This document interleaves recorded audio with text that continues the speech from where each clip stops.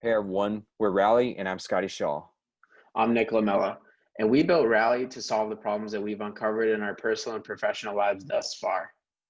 For example, I was a first generation student at Duke, so I had to figure out almost everything on my own. For example, what city is Duke in? How do I even get there? What do I bring to campus? What class should I take? How do I study? What resources and opportunities are there available to me? How do I find a job? What's a job fair? How do I get into the real world and succeed? 7 years later, in 2016, I was running an iOS Academy in San Francisco and made sure to pass on everything I learned in college to every student I had. As an 18-year-old, I had no direction or guidance in life, but I knew I wanted to work in the tech industry. So I then moved to San Francisco to participate in the iOS program that Scotty previously mentioned.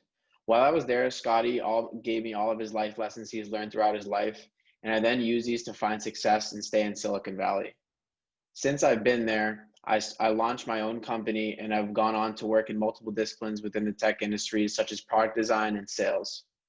During this time, I became intimately familiar with the most impactful companies in the world and realized that all the great founders have come from Stanford. So I applied for the Stanford Lead program and jumped at the chance to join the Lisa Startup Accelerator.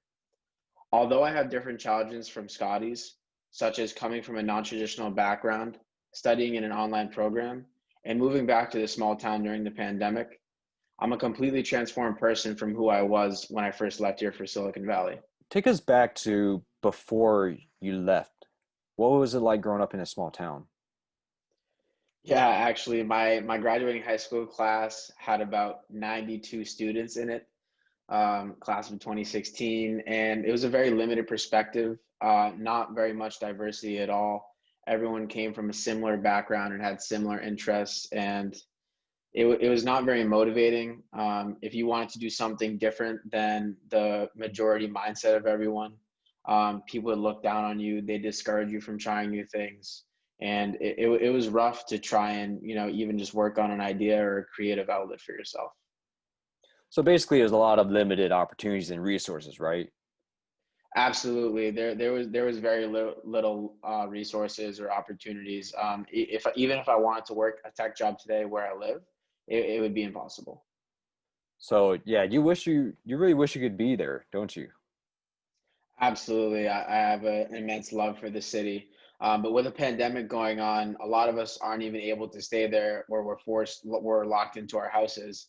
And people can't even visit San Francisco now. So we need to centralize these opportunities and resources to increase the accessibility for everyone throughout the world. We would like to solve a lot of the problems that existed in Nick's life for students in general. Of course, there are three major types of students we would like to highlight: veterans, first generation students, and students attending HBCUs, also known as historically black colleges and universities. The problem for a lot of these students isn't just learning how to navigate school, it's also finding connections they may not have.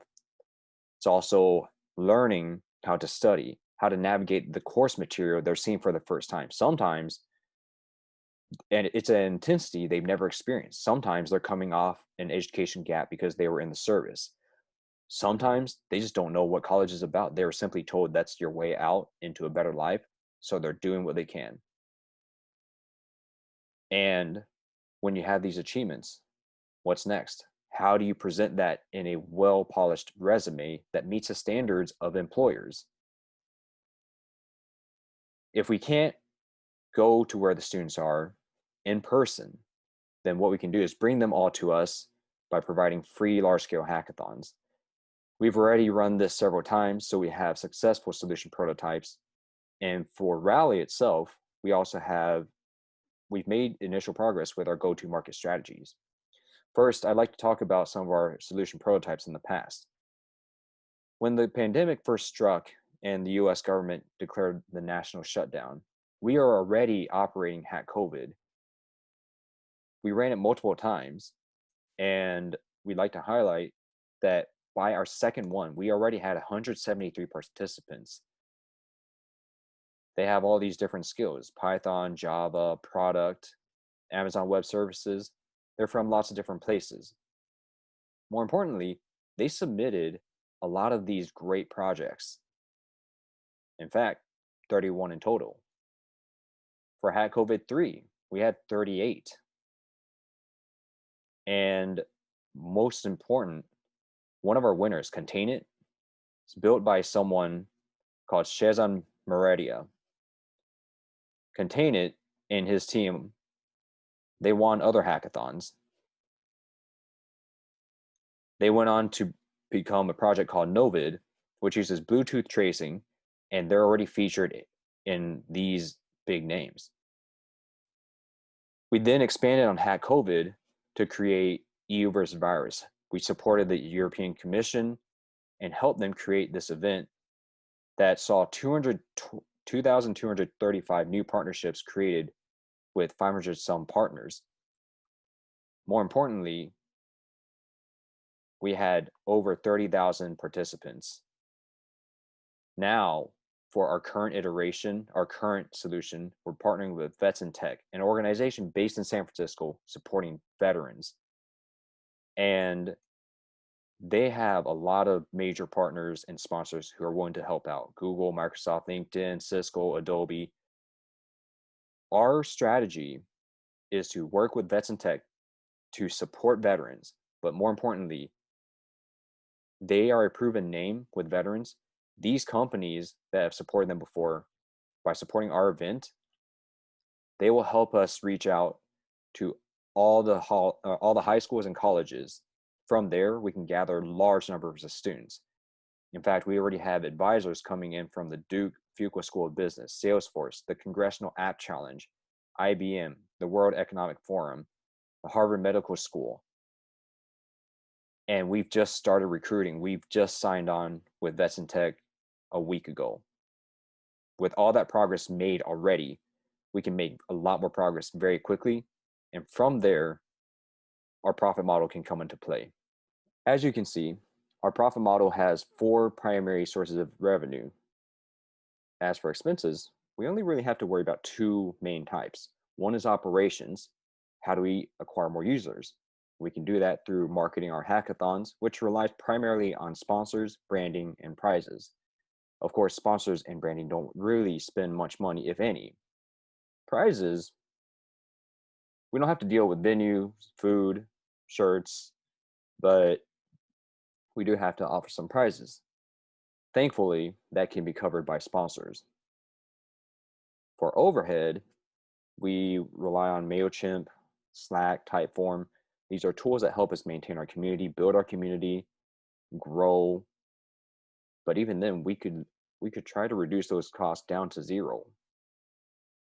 As a result, most of our costs will probably come from scaling. For every resume we review, for every session of tutoring we offer, we may decide to go with contractors, 1099, and we want to offer them competitive pricing. Of course, we could try to reduce the volume by increasing the revenue per tutoring session or per resume. As a result, that would allow us to keep all that profit within ourselves.